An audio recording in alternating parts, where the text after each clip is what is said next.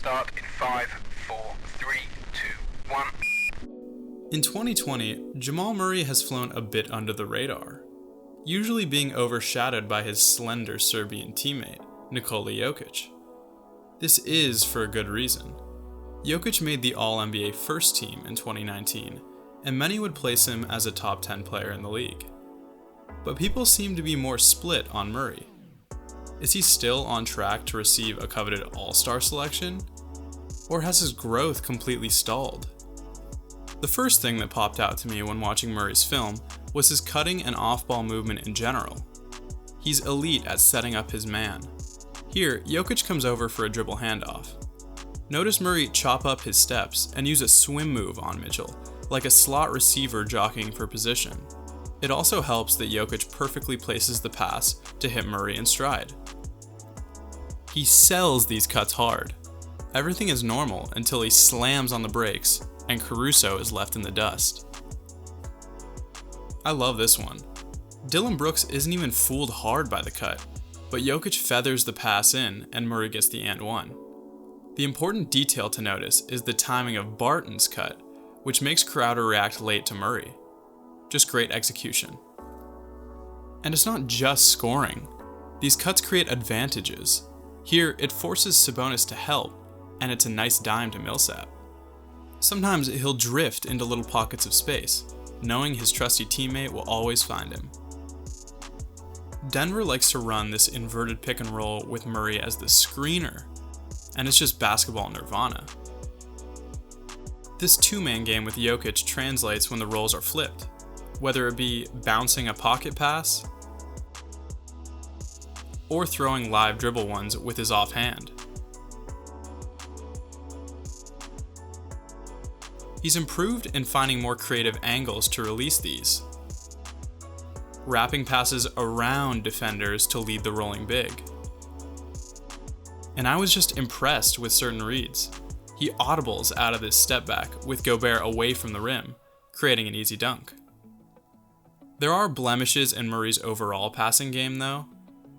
He probably could bounce one here, or lay it down here, but opts for a tougher contested turnaround instead. And sometimes he just processes the game slowly. Here, Caruso is totally unaware of Harris going backdoor, and you could argue AD's big frame blocked the angle visually, but I think the pass is still open here, and Murray just gets tunnel vision. This is a tendency.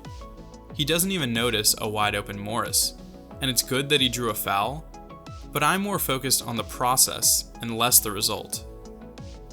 The first thing that comes to mind when looking at Murray's scoring is his three-point shooting and how, after hitting 38% of these shots in his second season, he shot progressively worse since then. It doesn't seem to be a mechanical issue. He has a smooth one-motion shot. And he's not just a stationary catch-and-shoot guy either. He's comfortable hitting these off the dribble. Notice how balanced he is getting into this step back with Ayton in drop coverage and Carter stuck on the screen. And he can hit them off movement too, usually setting a flex screen and coming off a pin down, which is one of the primary actions Denver runs in their motion offense.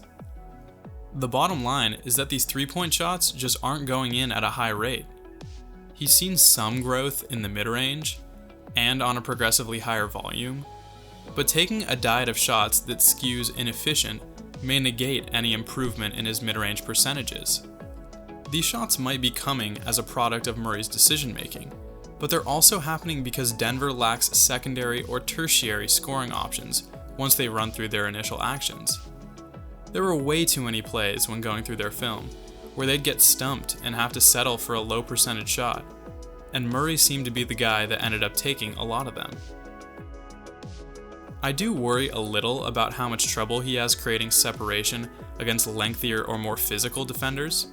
He's just not quick enough to burn every big from a standstill, or strong enough to muscle off some wings.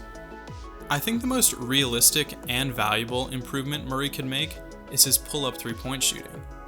That would unlock the Nuggets offense, because bigs defending him in the pick and roll would have to be at the level of the screen, like how they currently defend, say, a Damian Lillard.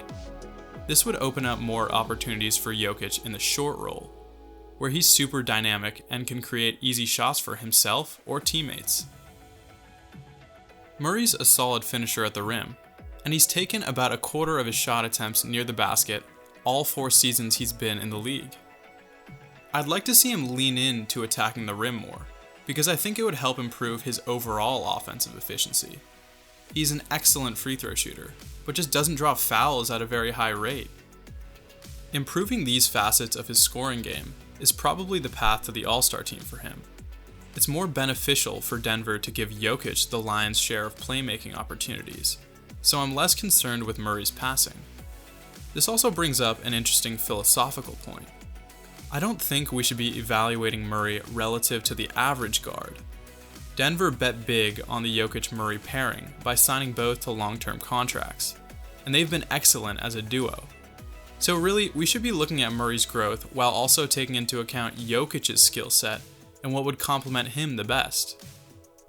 On defense, Murray is definitely not the defender assigned to the opposing team's best perimeter player. He's kind of a tweener on D, not big enough to defend most wings, and sometimes not laterally quick enough to stay with some slippery guards. I'm going to focus mostly on his off-ball D, because those are the situations he's going to be in the most. And Denver's aggressive trapping and switch-heavy scheme requires some flexibility. Here, he's the low man, primarily responsible for protecting the rim. He's put in a tough spot, but the priority should be Holmes, the roller. Instead, he commits to the corner and the Kings get an easy dunk. On this one, he's put in the same position. He leaves the spot early again, and Dallas gets an easy layup. He's usually okay when it's a more obvious read. Ingles tries to clear Murray out, but he hangs around, preventing a certain Gobert dunk. Notice that aggressive trapping. And he finishes it off with a nice closeout. His first game in the bubble was a scrimmage against Orlando, and there were some positive takeaways in terms of his overall D. Here, he reacts quickly and runs Ennis off the line, funneling him into Grant, who gets a nice swat. Murray's defensive intuition is just getting better. He's in a pick and roll situation here, and makes himself big, preventing a pass and allowing Jokic to recover. I feel like his athletic tools and reaction time might help him become a better defensive playmaker in the future. He snatches this one out of the air like a free safety. This is not the case every time though.